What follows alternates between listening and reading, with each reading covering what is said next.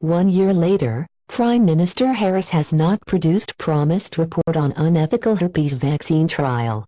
Basse-Terre St. Kitts, August 15, 2018. A year after St. Kitts and Nevis Prime Minister Dr. Timothy Harris promised an investigation into the unethical herpes vaccine trial that took place in St. Kitts in 2016. The report has not been produced. But that is not a surprise, as this has been the modus operandi of the scandal-plagued Team Unity administration. Shortly after the scandal broke in the United States and the government misled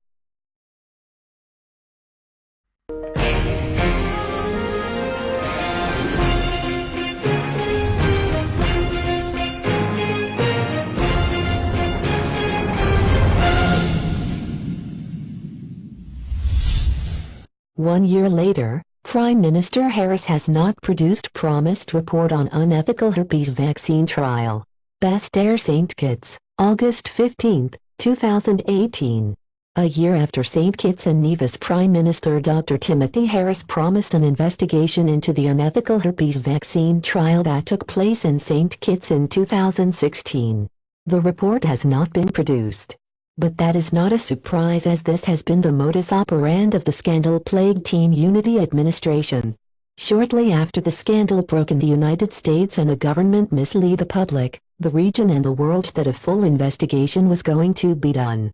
Leader of the opposition in St. Kitts and Nevis, the Right Honourable Dr. Denzil L Douglas, said the announcement of the probe was a malicious and deliberate attempt to deceive the people. Prime Minister Harris announced in August 2017 that the herpes vaccine investigation will be carried out by the St. Christopher and Nevis police force. But opposition leader Douglas pointed out that the herpes vaccine trial and an illegal stem cell project which also took place at St. Kitts and France General Hospital. Without the knowledge of Dr. Patrick Martin, who was the chief medical officer at the time. Dr. Douglas involves the importation of medicines and vaccines into St. Kitts and Nevis, and thus it is the responsibility of the Ministry of Health to investigate violations of those legislation and regulations under the Public Health Act and related legislation. The key officers in the Ministry of Health who have the responsibility for coordinating and conducting such investigations are the Permanent Secretary and the Chief Medical Officer, said Dr. Douglas in October 2017. Douglas, a physician, said because people and vaccines cross the border, the Ministry of Health officers must be the first to investigate in conjunction with Immigration and Customs. Two departments in the Ministry of National Security and the Ministry of Finance respectively. The Office of Chief Medical Officer was bypassed in that the Ministers of Health and the Cabinet have handed over the investigation to the police.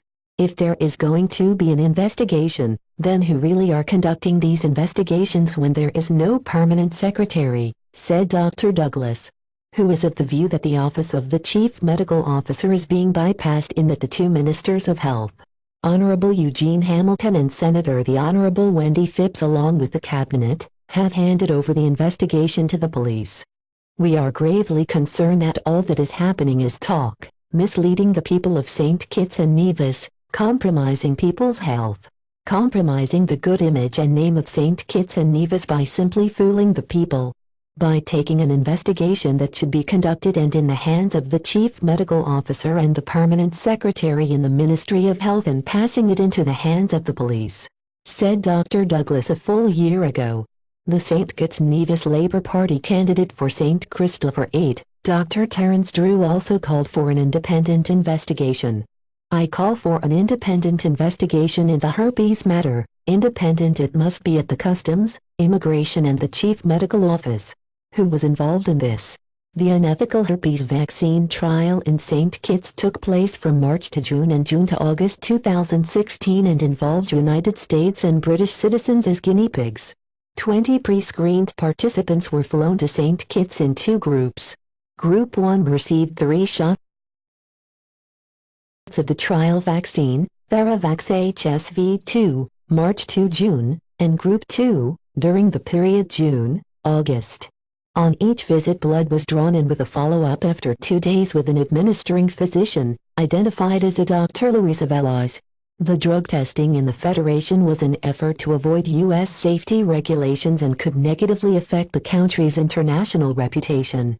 Where did the testing of the herpes vaccine take place? Where did the material, the drugs, and the storage equipment for these vaccines housed? He asked. Were there appropriate customs declarations? That is why we say that the government must know and our people must not be misled by this government which we know will claim it does not know. Was the upgrading of the hospital funded by the group that brought some 20 herpes-infected patients to St. Kitts in 2016 and vaccinated them with trial drugs? Said Douglas, who was Prime Minister of St. Kitts and Nevis between 1995 and 2015. The tests were conducted by William Halford, co-founder of Rational Vaccines and a faculty member of Southern Illinois University School of Medicine in Springfield. Halford died in June 2017 at age 48 from a rare form of nasal cancer. Photos: William Halford, Dr. Denzil L Douglas, Dr. Terence Drew, Dr. Timothy Harris, Prime Minister of St. Kitts Nevis. This article was written by Erasmus Williams, journalist, Caribbean, St. Kitts.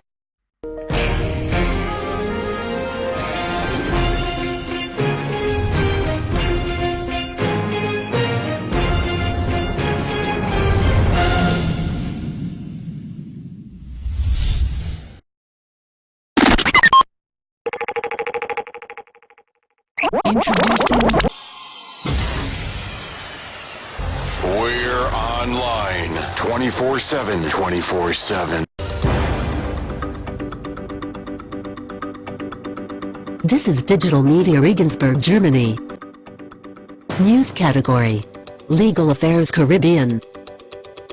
Written by Erasmus Williams, Political and Legal Affairs Correspondent, St. Kitts, Caribbean. Dated July 28, 2019. Prime Minister Harris ordered to provide cabinet minutes and other documents to opposition leader Douglas in regenerative stem cell matter. Basseterre, St. Kitts, July 28, 2019.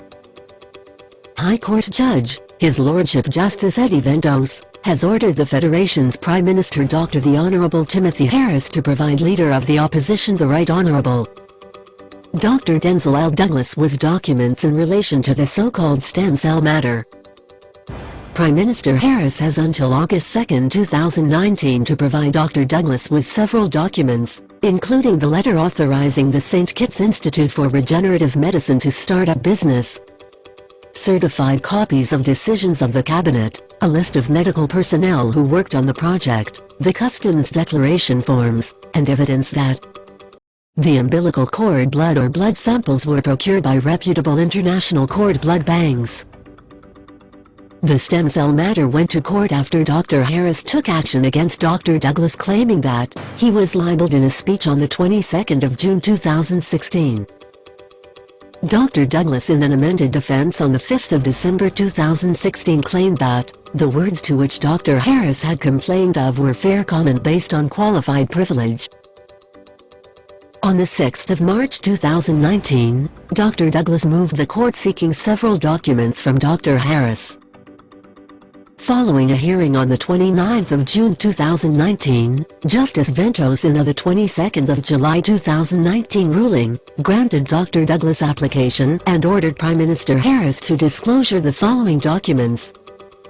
1. The letter regarding the authorization of business activity for the St. Kitts Institute for Regenerative Medicine Limited, issued prior to the 16th of May 2016, and to which reference is made in the letter to the Director of the St. Kitts Institute for Regenerative Medicine Limited, dated the 16th of May 2016. 2. A certified true copy of any decisions taken by Cabinet at its meeting dated the 4th of May 2016 in relation to the St. Kitts Institute for Regenerative Medicine Limited. 3. The public relations campaign package provided to the Cabinet and/or Ministry of Health and/or Governmentry. The launch and press conference for the new venture as per the commitment given by Mr. Kevin Klein and/or St. Kitts Institute for Regenerative Medicine Limited. 4. Proof that the said public relations campaign package of St. Kitts Institute for Regenerative Medicine Limited was executed prior to the commencement of the regenerative project. 5. A copy of the submission of the St. Kitts Institute for Regenerative Medicine Limited's comprehensive business plan including its financing plan as requested by the letter of the 16th of May 2017. 6. A certified true copy of any decisions taken by Cabinet at any meeting held in respect of the confirmation that the St. Kitts Institute for Regenerative Medicine Limited complied with all of the requirements listed in the letter of the 16th of May 2017. 7. A list of all medical personnel that worked on the regenerative project, and certified copies of their registration with the medical board at the time they worked on the regenerative project. 8. A copy of the custom and excise declaration forms to confirm that the material used in the regenerative project consisted of umbilical cord blood or cord blood plasma samples, which were procured from reputable international cord blood banks located in countries like Brazil. 9. The documentary proof provided by the St. Kitts Institute for Regenerative Medicine Limited to confirm that the raw materials to be used in the regenerative project were procured from reputable international cord blood banks. And 10. Proof that the patients used in this regenerative project were granted access to the hospital using the normal admission protocols of the hospital, and that the company and its employees or patients were not entering or accessing the premises of the hospital via private access. Justice Ventose also ordered that names of the patients be redacted from the documents provided. He further ordered Prime Minister Harris to give Dr. Douglas all the documents by close of business on the 2nd of August 2019. Justice Ventose further instituted an injunction restraining or prohibiting Dr. Douglas, his servants, agents, subordinate or otherwise from using any of the documents disclosed otherwise than in the course of these proceedings, except to the extent to which any of those documents have become part of the public domain.